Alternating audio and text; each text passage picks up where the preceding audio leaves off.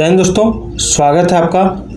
आज के जेटेट क्लास में हम लोग देखने वाले हैं विगत वर्षों में सीटेट एवं एसटेट के महत्वपूर्ण प्रश्न। इसमें सीटेट, यूपीटेट, एमपीटेट, एचटेट, ठीक है, इन सभी प्रश्नों को आप देखिएगा जो आपकी परीक्षा के लिए बहुत ही इम्पोर्टेंट होने वाली है।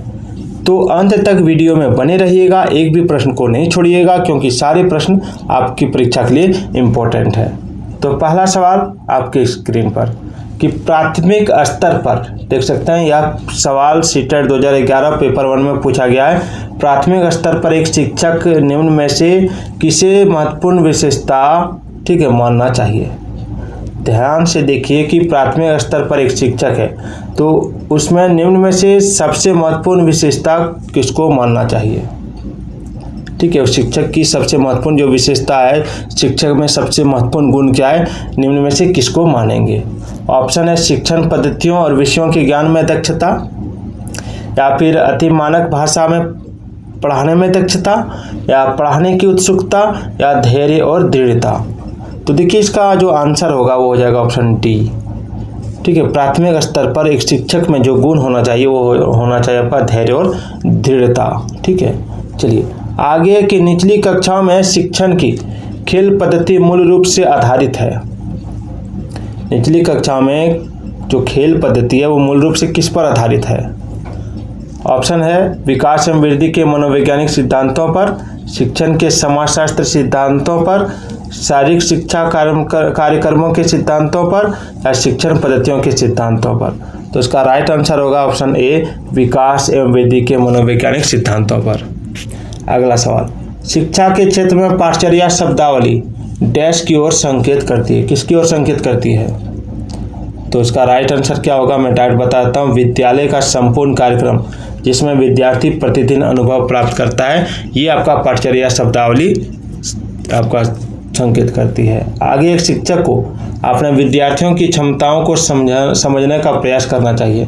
निम्नलिखित में से कौन सा क्षेत्र इस उद्देश्य के साथ संबंध है। तो इसके साथ जो संबंध है वो हो जाएगा आपका ऑप्शन बी, शिक्षा मनोविज्ञान, शिक्षा मनोविज्ञान। चलिए, निम्नलिखित में से कौन सा समझ के लिए शिक्षण को प्रदर्शित नहीं करता है। निम्नलिखित में से कौन सा समझ के लिए शिक्षण को प्रदर्शित नहीं करता है। देखिए इसका आंसर यही हो जाएगा, विद्यार्थियों को एकाकी तथ्यों और प्रक्रियाओं को याद करने के योग्य बनाना। चलिए आगे देखते हैं। आगे व्यक्तिगत शिक्षार्थी एक दूसरे से डैश में भिन्न होते हैं। व्यक्तिगत शिक्षार्थी जो होते हैं एक दूसरे से डैश में भिन्न होते हैं, किस में भिन्न होते हैं। तो व्यक्तिगत शिक्षार्थी जो भिन्न होते हैं वो होते हैं आपका विकास की दर में। ठीक है, अलग अलग शिक्षार्थी में अलग अलग विकास का दर होता है। अगला, बच्चे के विकास के सिद्धांतों को समझना शिक्षक की सहायता करता है। तो क्या चीज़ में सहायता करेगा, पेपर 2 में पूछा गया सवाल है, क्या चीज़ में करेगा। जब बच्चे के विकास के सिद्धांत को समझ जाएंगे तो शिक्षक में क्या सहायता होगी, शिक्षक की क्या सहायता होगी, तो शिक्षार्थियों की भिन्न भिन्न अधिगम शैलियों को प्रभावी रूप से संबोधित करने में। आगे देखिए, प्रत्येक शिक्षार्थी स्वयं में विशिष्ट है, इसका अर्थ क्या है। प्रत्येक शिक्षार्थी स्वयं में विशिष्ट है, इसका अर्थ क्या है। तो देखिए इसका अर्थ जो है वो है कि कोई भी दो शिक्षार्थी अपने योग्यताओं, रुचियों और प्रतिभाओं में एक समान नहीं होते हैं। चलिए 9 नंबर देखिए कि विद्यार्थियों की अभिवृत्ति में परिवर्तन के लिए निम्न में से किस विधि का प्रयोग अध्यापक को नहीं करना चाहिए। ठीक है, विद्यार्थियों की अभिवृत्तियों में परिवर्तन के लिए निम्न में से किस विधि का प्रयोग अध्यापक को नहीं करना चाहिए। तो दबाव से किसी बात या विचार के लिए राजी करना, ये हो जाएगा। ठीक है, चलिए अगला, निम्न में से कौन सा कथन शिक्षण के बारे में सत्य नहीं है। तो शिक्षण के बारे में सत्य नहीं है, शिक्षण में सुधार किया जा सकता है, ये सत्य है। शिक्षण औपचारिक एवं अनौपचारिक है, ये भी सत्य है। शिक्षण विज्ञान के साथ साथ कला भी है, ये सही। लेकिन शिक्षण अन्वेषण है, ये सही नहीं है। चलिए, विद्यार्थियों को विद्यालय में खेलना क्यों उचित है। विद्यार्थियों को विद्यालय में खेलना क्यों उचित है, यूपीटेट 2011 पेपर 1 में पूछा गया था। तो देखिए इसका राइट आंसर होगा ऑप्शन डी, या सहयोग एवं शारीरिक संतुलन का विकास करेगा। चलिए, निम्न में से कौन शिक्षण कुशलता से संबंधित है। निम्न में से कौन शिक्षण कुशलता से संबंधित है। तो शिक्षण कुशलता से जो संबंधित होता है वो होता है आपका ऑप्शन डी, इनमें से सभी। श्यामपट्ट पर लिखना, प्रश्नों को हल करना, प्रश्न पूछना, ये तीनों हो जाएगा। चलिए, शिक्षा की किंडरगार्टन पद्धति का प्रतिपादन किसने किया था? शिक्षा की किंडरगार्टन पद्धति का प्रतिपादन किसने किया था? यूपी टेट 2011 पेपर 1 में पूछा गया सवाल है। तो इसका जो राइट आंसर होगा वो हो जाएगा आपका ऑप्शन सी, फ्रोबेल ने। चलिए आगे बढ़ते हैं। बहुत ही इंपॉर्टेंट क्लास चल रही है आपकी परीक्षा के लिए। अगला सवाल, अगला है कि एक शिक्षक को साधन संपन्न होना चाहिए, इसका अर्थ क्या है? एक शिक्षक को साधन संपन्न होना चाहिए, इसका अर्थ क्या है? तो देखिए, इसका जो अर्थ होगा वो हो जाएगा आपका ऑप्शन सी, उनको अपने शिक्षार्थियों और विद्यार्थियों की समस्याओं को हल करने का पर्याप्त ज्ञान होना चाहिए। चलिए आगे बढ़ते हैं। आगे यदि कुछ विद्यार्थी कक्षा में अध्ययन की चित्तवृत्ति में नहीं है तो आप क्या कीजिएगा? तो हम लोग इसमें क्या करेंगे कि उन्हें उनकी रुचि अथवा आप अपने विषय के अनुसार रुचिपूर्ण चीज़ बताएंगे। ठीक है, यही होगा। शिक्षण का सत्तावादी स्तर क्या है? शिक्षण का सत्तावादी स्तर क्या है? शिक्षक केंद्रित, छात्र केंद्रित या बाल केंद्रित, प्रधानाध्यापक केंद्रित या अनुभव केंद्रित? तो अभी के समय में शिक्षण जो है वो छात्र केंद्रित यानी बाल केंद्रित है। ठीक है। चलिए अगला, अपने विद्यार्थियों को समझने के लिए एक शिक्षक में अच्छी जानकारी होनी चाहिए। किस चीज़ की अच्छी जानकारी होनी चाहिए? तो बाल मनोविज्ञान की, बाल मनोविज्ञान की। चलिए, आप किसी कक्षा में पाठ पढ़ाते हैं और एक विद्यार्थी विषय से संबद्ध एक प्रश्न पूछता है तो आप क्या करेंगे?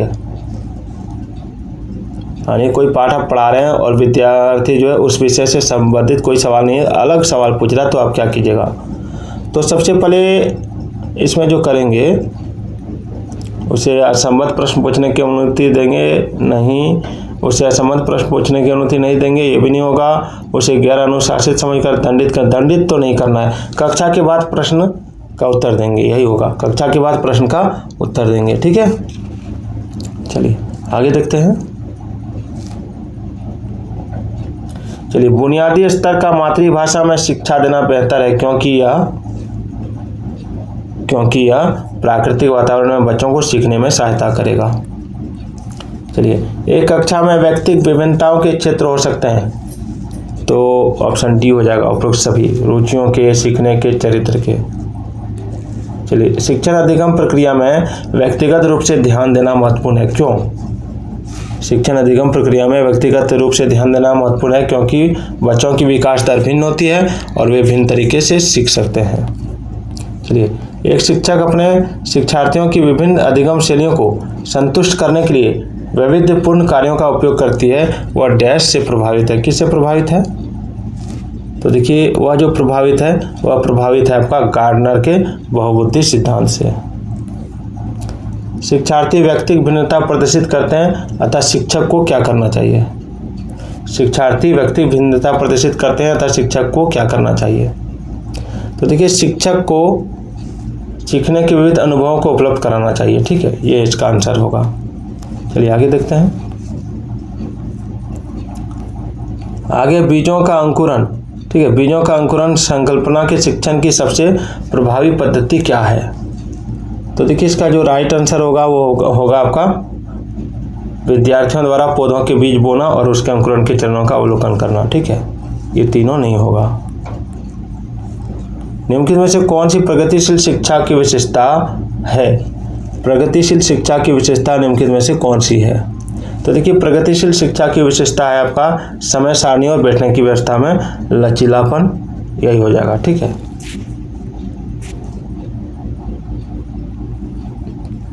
शिक्षण से अधिगम पर बल देने वाला परिवर्तन क्या हो सकता है?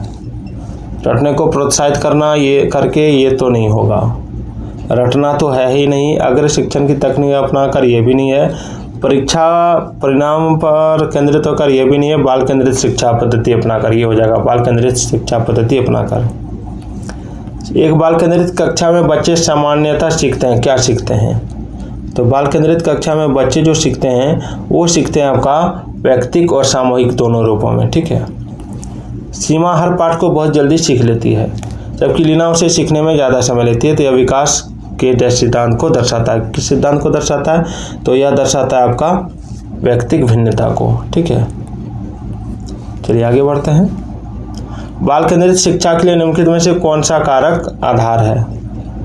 बाल केंद्रित शिक्षा के लिए निम्नलिखित में से कौन सा कारक आधार है?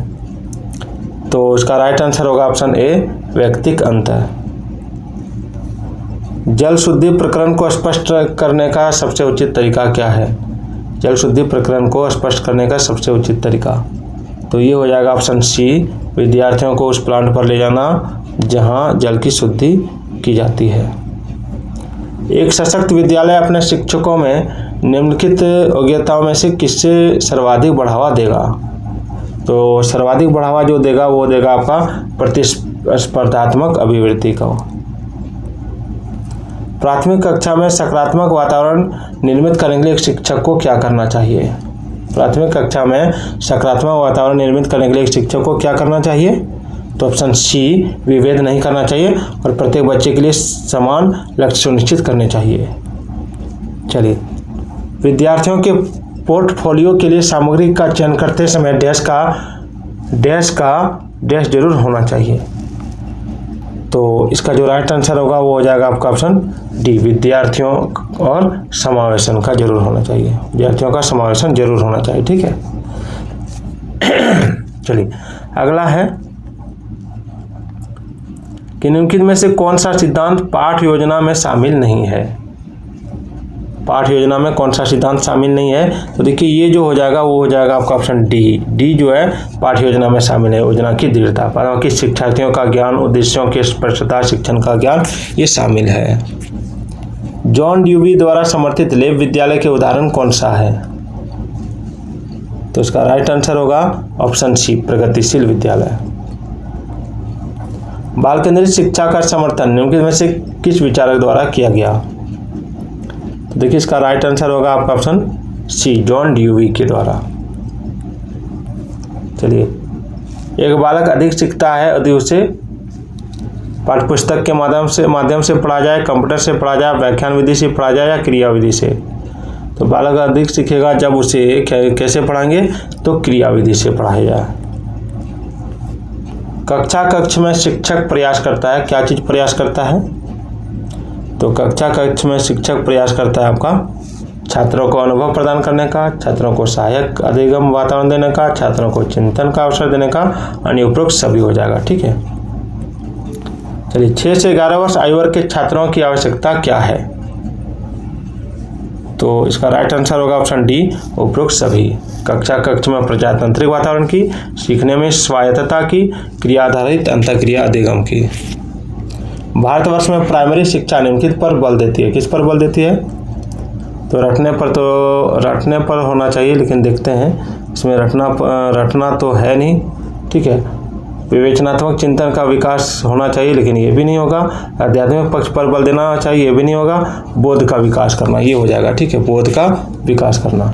चलिए अगला, सांस्कृतिक तथा भाषिक रूप से वैविध्यपूर्ण कक्षा में यह निश्चित करने से पहले कि शिक्षार्थी विशिष्ट शिक्षा वर्ग में आता है या नहीं, एक शिक्षक को क्या करना चाहिए?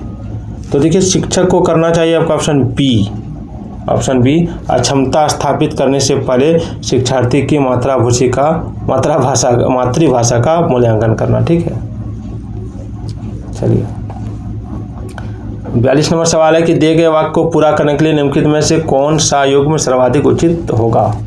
जब बच्चे उन गतिविधियों में शामिल होते हैं जो डैश होती हैं तब वे जल्दी डैश करते हैं। तो देखिए इसका राइट आंसर होगा आपका ऑप्शन, देखिए ऑप्शन यहाँ पे देखिए 1 है, 2 है, 3 है, 4 है। वास्तविक जीवन में उपयोगी और सीखा, ये हो जाएगा